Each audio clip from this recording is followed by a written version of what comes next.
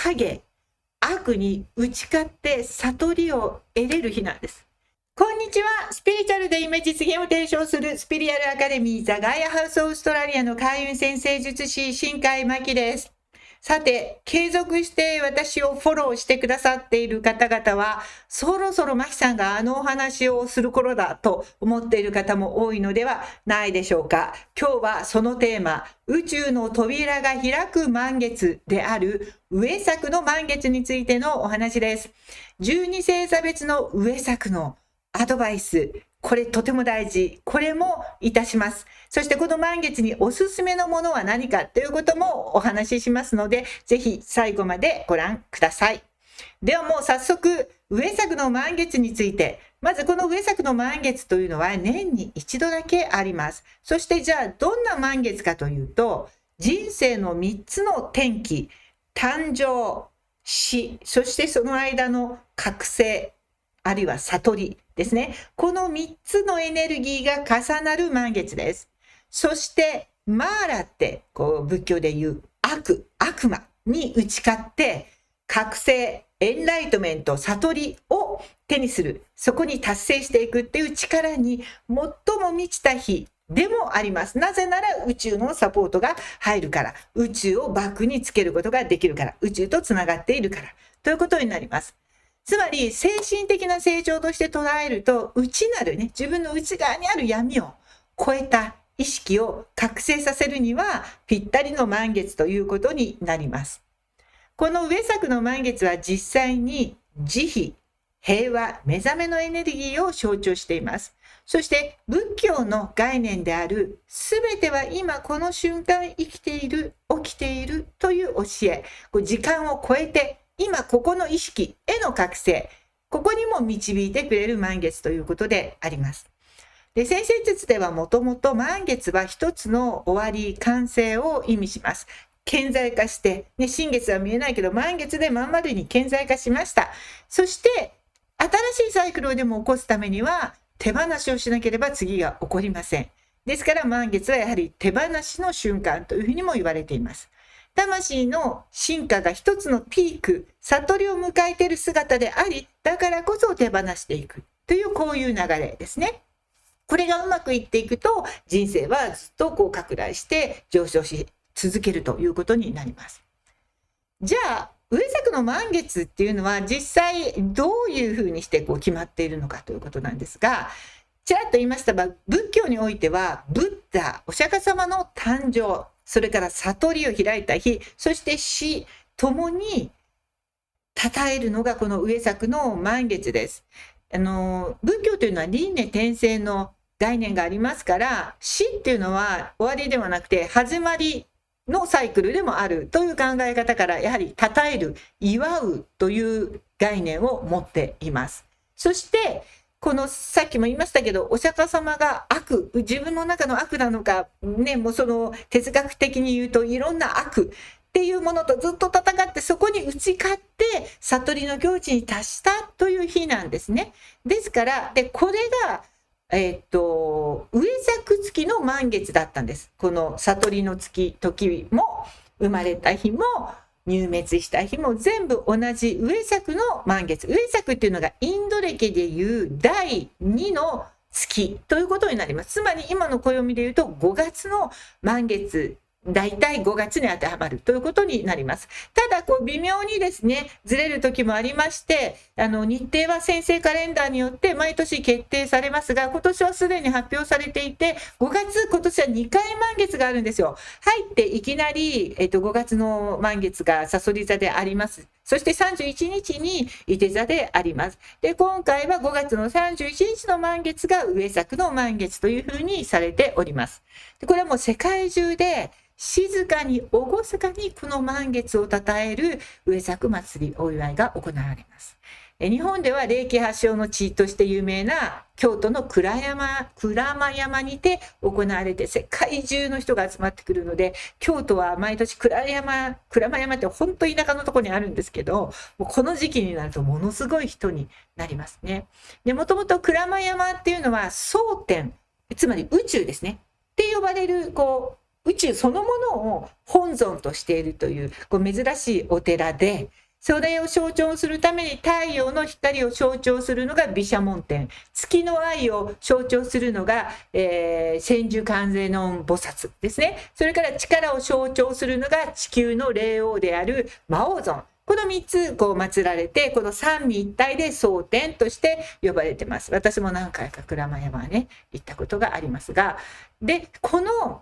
霊王、地球の霊王っていうのは、実は650万年前に金星から地球の鞍馬山に降りてきたと言われている金星の王子サナト・クマラというマスターだと言われています。この動画を見ている方は先生術から来ていただいている方もいるかもしれないけど、割とスピリチュアリティとかですね、好きな方も多いかもしれませんが、だとすると私と同じようにマスター、アセンデッドマスターなんかにも興味があるかもしれません。だとするとアセンデッドマスターでサナト・クマラというのはもうとてもとても大事なマスターなんですね。私もこれ最初に霊気を学んだ時、それからオーラソーマのティーチャーになった時に学んだんですが、サナト・クマラっていうのはついで、ご夫婦でレディ・ヴィーナス・クマラ、これが夫婦なんですけど、この2人の偉大なマスターは私たち人類すべての父と母です。結局私たちは行き着くところ、ここから始まっている。つまりコスミック・ペアレンツということになりますね。ヘブンリー・マミー・ダッドって呼んでもいい。だからなかなか今世で苦しい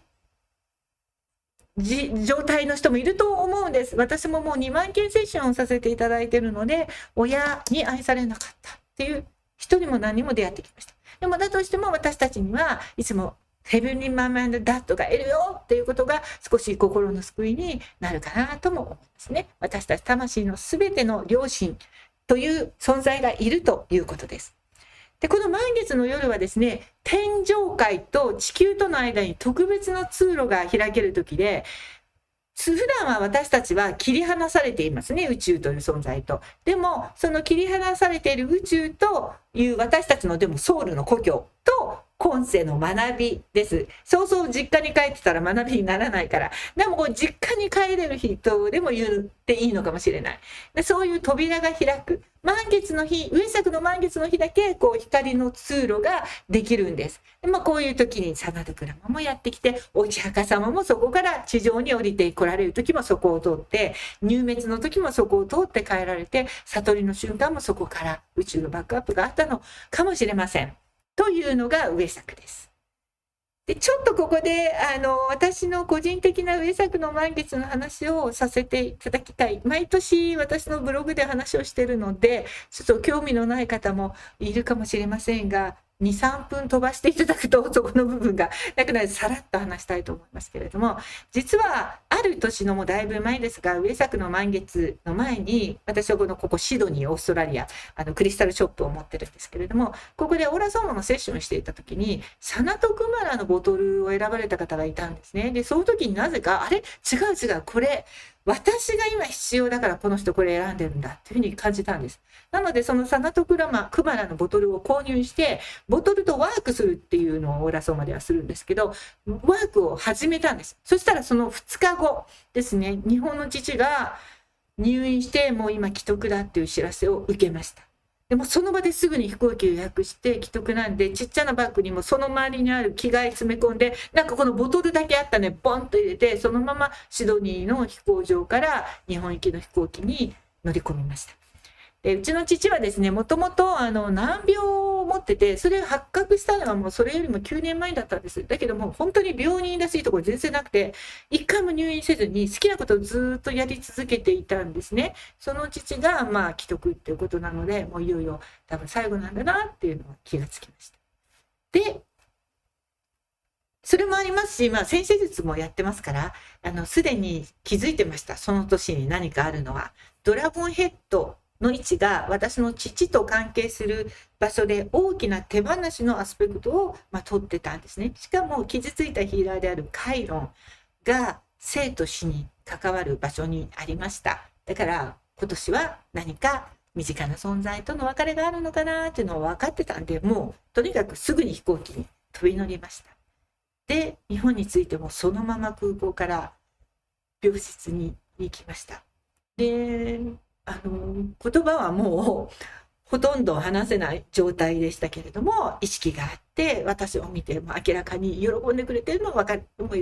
よかった、来てと思いました。最後の瞬間だけど。で、本当に声を出すのも大変なんですけど、ありがとうって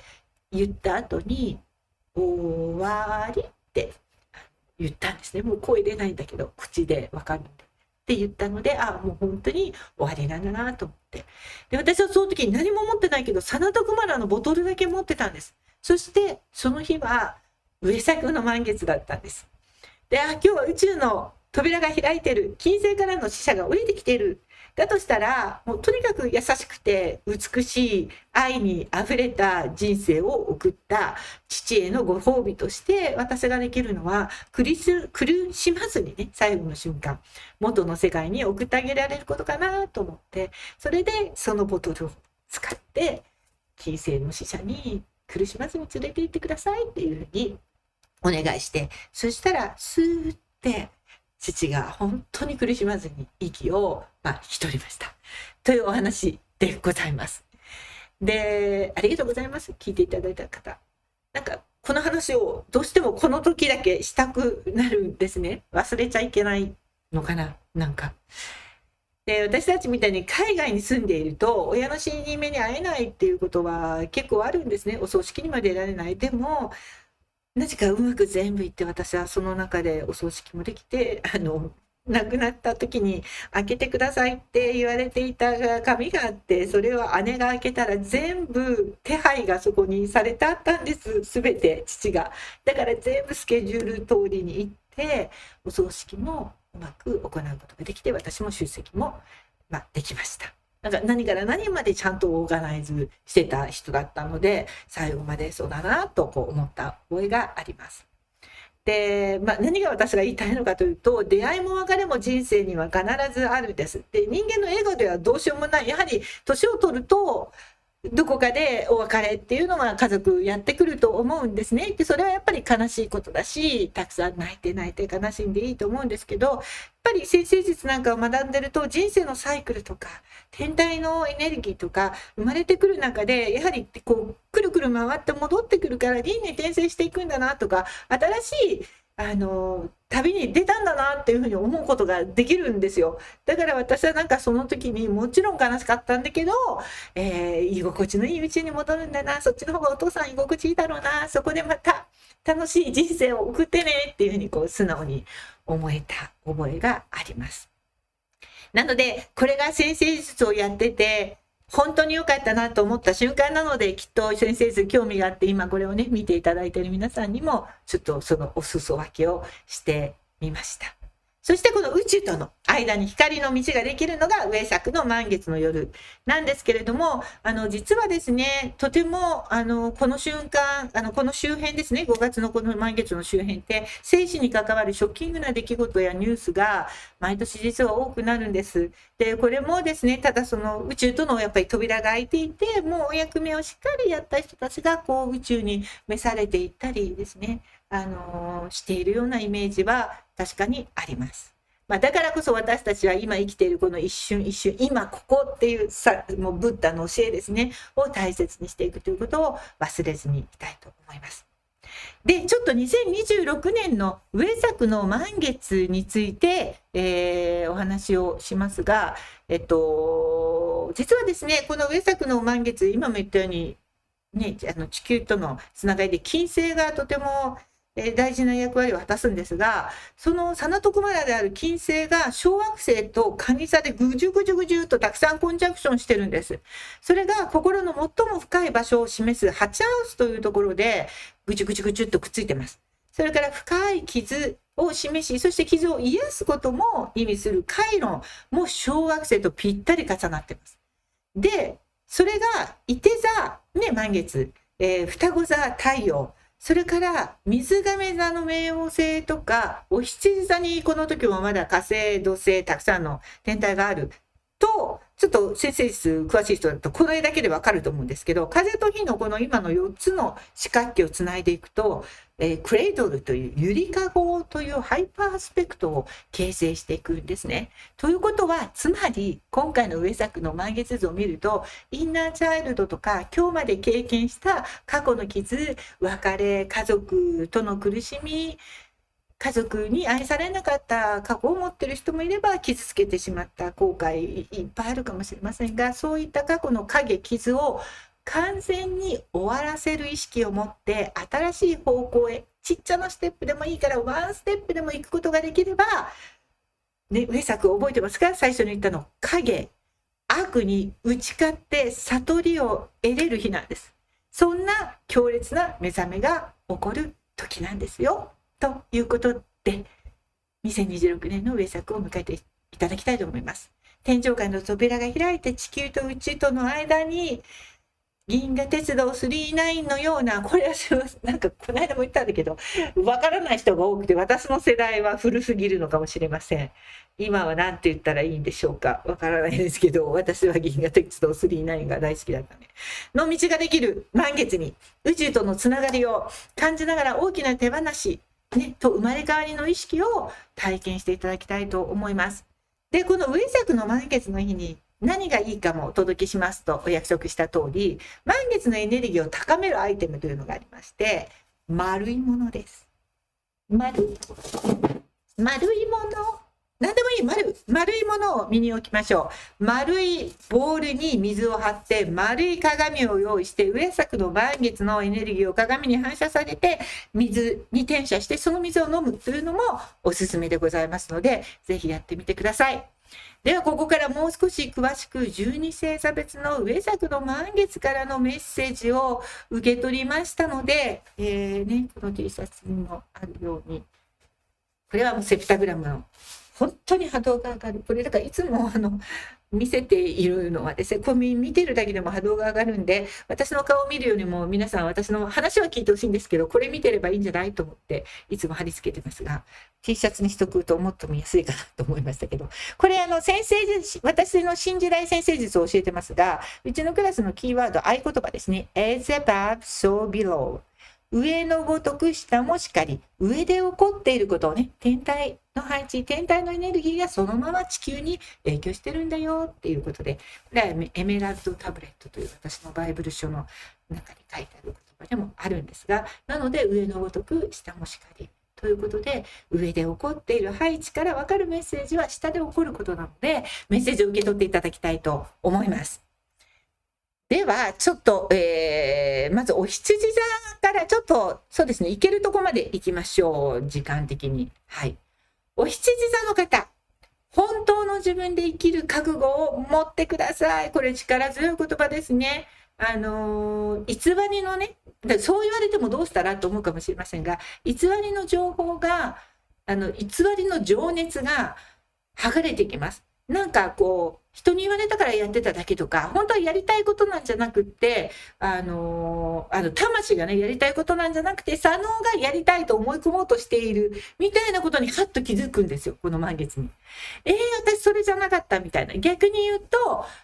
確信になる人もいます。どうかなと思いながらやってきたけど、やっぱりこれだと。なんか左脳の自分がやりたいとかやるべきだと思っていたことじゃなくて、魂がやるって決めて今世で生まれてきた。だから生まれる前に決めて降りてきたことにはっと思い当たる、